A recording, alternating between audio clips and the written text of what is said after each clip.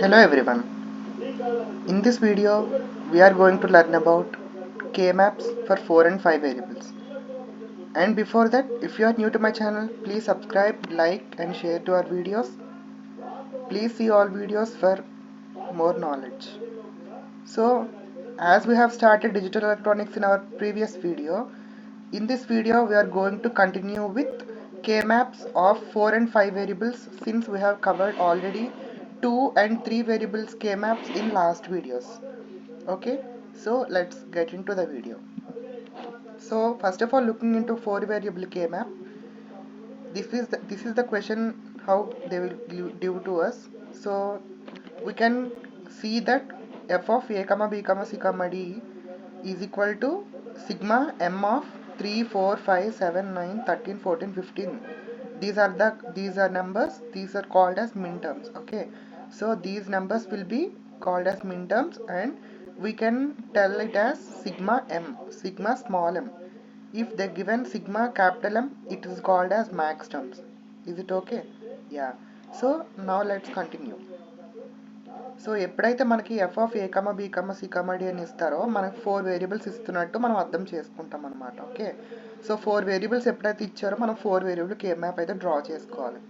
So as it is నేను అలాగే 4 variable K map అయితే తీసుకున్నాను. ఓకే, సో ఈ వేరియబుల్ కే మ్యాప్లో 4 కాలమ్స్ అండ్ 4 రోస్ ఉంటాయి.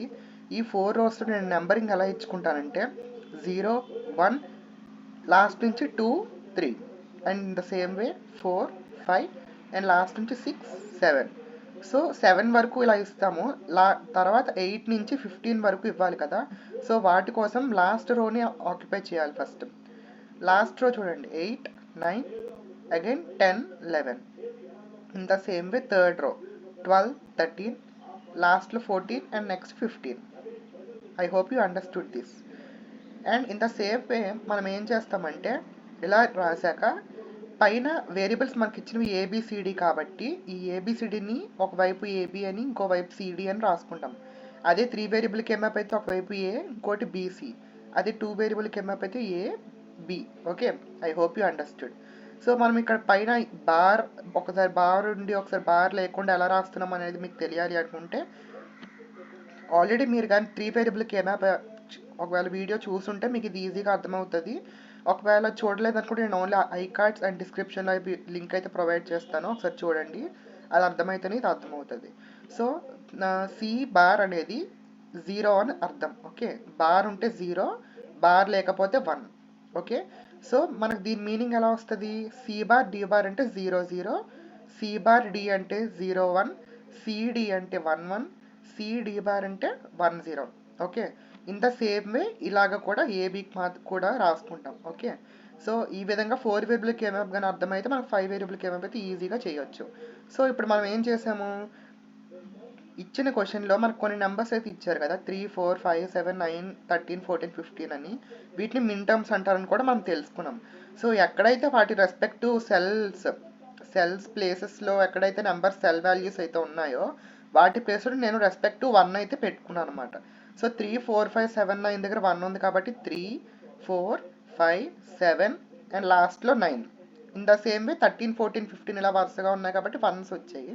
సో ఇప్పుడు మనం ఏం చేయాలంటే యాజ్ ఇట్ ఈస్ బిఫోర్ మనం ఏ క్లాస్లో చెప్పుకున్నప్పుడు ఎలా చెప్పుకున్నాము బిఫోర్ వీడియోలో, ఎక్కడైతే ఎక్కువ నెంబర్ ఆఫ్ 1s కవర్ అవ్వాలి, తక్కువ గ్రూప్స్ ఉండాలి, అలా మనం కవర్ చేసుకోవాలి. అలాగే గ్రూప్లో ఉండే నెంబర్ ఆఫ్ 1s కూడా in the power of 2 rule అనేది ఉండాలి. అంటే 1 2 4 8 16 అలా ప్రొసీడ్ అవుతూ ఉండాలి.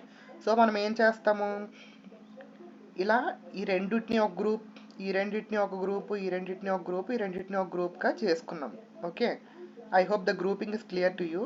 సో ఈ గ్రూపింగ్స్లో మనం ఒక గ్రూప్ని గ్రూప్ G1 అనుకుంటాం, ఒక గ్రూప్ని G2 అనుకుంటాం, ఇంకొక గ్రూప్ని G3 అనుకుంటాం, ఇంకొక గ్రూప్ని G4 అనుకుంటాం. మీరు దాన్ని కూడా మెన్షన్ చేయండి. నెక్స్ట్ మనం ఈక్వేషన్ ఎలా రాస్తారని చూద్దాం ఇప్పుడు. సో ఈ కే మ్యాప్ ఏదైతే గీసామో మనం దాని నుంచి ఈక్వేషన్ అయితే రాయాల్సి ఉంటుంది.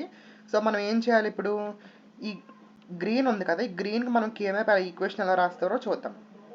సో ఫస్ట్ ఇలా ఎప్పుడైతే వర్టికల్గా 2 1s అయితే ఉంటాయో మనం హారిజాంటల్గా ఉన్న వాటి రెస్పెక్టివ్ మిన్ టర్మ్స్ని చూసుకోండి. ఏ బార్ బి బార్ ఏ బార్ బి. ఈ రెండిట్లో మనకి ఏదైతే చేంజ్ అవ్వకుండా ఉంటుందో వాటిని మాత్రమే తీసుకోవాలి. ఓకే, అంటే ఇక్కడ మనకి ఏ బార్ అనేది చేంజ్ అవ్వలేదు కాబట్టి ఏ బార్ కన్సిడర్ చేస్తూ దాని వర్టికల్గా ఉన్న సి అండ్ డి ఇది కూడా చూడాలన్నమాట మనం. సో ఇప్పుడు మనం ఏ బార్ ఇక్కడ తీసుకున్నాము, ఇన్ ద సేమ్ వే ఇక్కడ సిడి కూడా తీసుకుంటాం. అంటే ఏ బార్ సిడి అనేది ఒక మిన్ టర్మ్ అయితే మనకి ఎక్స్ప్రెషన్లో ఒక పార్ట్గా అయితే వస్తుంది. సో చూద్దాం అసలు ఉందో లేదో. ఏ బార్ సిడి, ఏ బార్ సిడి, ఈ సెకండ్ ఎక్స్ప్రెషన్ అనేది ఏ బార్ సిడి. ఇక్కడ ఏకి పైన కాలన్ అయితే పెట్టారు కదా, పైన అపోస్ట్రఫీ అనేది మనకి బార్ కింద లెక్క. ఓకేనా, నెక్స్ట్ ఇన్ ద సేమ్ వే ఈ ఎక్స్ప్రెషన్కి చూద్దాం. ఇప్పుడు ఈ ఎక్స్ప్రెషన్ హారిజాంటల్గా ఉంది కాబట్టి పై టూ మిన్ టర్మ్స్ అయితే చూడండి, ఇందులో సేమ్గా ఉండే ఆల్ఫాబెట్ ఏంటి, సి బార్ కాబట్టి సో సి బార్ అనేది మనం తీసుకుంటాము. ఇన్ ద సేమ్ వే దీనికి హారిజాంటల్గా ఉండే మిన్ టర్మ్ తీసుకోండి, అంటే A bar B C bar. So A bar B C bar, దీన్ని గ్రూప్ 1 కింద వాళ్ళు కన్సిడర్ చేశారు కాబట్టి ఫస్ట్ గ్రూప్ ఇది రాశారు, దీన్ని గ్రూప్ 2 కింద కన్సిడర్ చేశారు, మిగతా రెండు గ్రూప్ 3 అండ్ గ్రూప్ 4. సో ఇది కూడా చూద్దాం. సో ఇప్పుడు ఇది ఎలాగైతే చేసామో సేమ్ ఇది కూడా ఇలాంటిదే. సో ఇది రెండు చేసేటప్పుడు మనం ఎలాగైతే ఇది కన్సిడర్ చేసామో ఇన్ ద సేమ్ వే ఈ రెండు చేసేటప్పుడు ఈ రెండింటిని కన్సిడర్ చేయాలి. ఇన్ ద సేమ్ వే పైన ఏదైతే మిన్ టర్మ్స్ ఉన్నాయో వాటిలో ఏదైతే సేమ్గా ఉందో చూడండి. రెండు సి ఉన్నది కాబట్టి సో సిని కన్సిడర్ చేస్తాము. ఇన్ ద సేమ్ వే దీనికి ఎదురుగా ఉండేది ఏంటి, ఏబి కాబట్టి ఏబిని ఇక్కడ దీనికి హారిజాంటల్గా దీనికి వర్టికల్గా సిని సేమ్గా ఉంది కాబట్టి సో దాన్ని ఏబిసి కింద కన్సిడర్ చేస్తాం అనమాట. సో దీన్ని గ్రూప్ 4 కింద కన్సిడర్ చేశారని అర్థం. నెక్స్ట్ గ్రూప్ 3 సంగతి ఏంటి, దీనికి వర్టికల్గా ఉండేది యాజ్ టీస్ రాసుకుంటాం. So C bar D, and దీనికి ఇక్కడ చేంజ్ అవ్వకుండా ఉండేది ఏంటో చూసుకోండి. ఏ చేంజ్ అవ్వలేదు కాబట్టి ఏ సి బార్ డి అనేది థర్డ్ గ్రూప్ కింద మనకి సెటిల్ అయితే అవుతుంది అనమాట. ఓకేనా, సో ఈ విధంగా అయితే 4 వేరియబుల్ కేమ్యాప్ అయితే చేయడం జరుగుతుంది. సో ఇప్పుడు మనం 5 వేరియబుల్ కేమ్యాప్ మనం చూద్దాం. ఓకే, సో ఇప్పుడు 5 వేరియబుల్ కేమ్యాప్లో మనకి ఇలా జస్ట్ దీనికి ఎప్పుడైనా 5 వేరియబుల్ కేమ్యాప్ అని చెప్పి ఇలా మెన్షన్ చేయకపోయినా మనకు ఇచ్చిన వేరియబుల్స్ చూసుకోండి. ఒకవేళ 5 వేరియబుల్స్ ఉంటుంది 5 వేరియబుల్ కేమ్యాప్, అదే 4 వేరియబుల్స్ అయితే 4 వేరియబుల్ కేమ్యాప్ అలా ఉంటుంది అనమాట. సో ఇప్పుడు 5 వేరియబుల్ కేమ్యాప్లో మనకి 31 నెంబర్స్ అయితే ఉంటాయి. ఎందుకు 2^5 అంటే 32 కాబట్టి, కానీ మనం 0 కూడా కన్సిడర్ చేస్తాం కాబట్టి 0 to 31.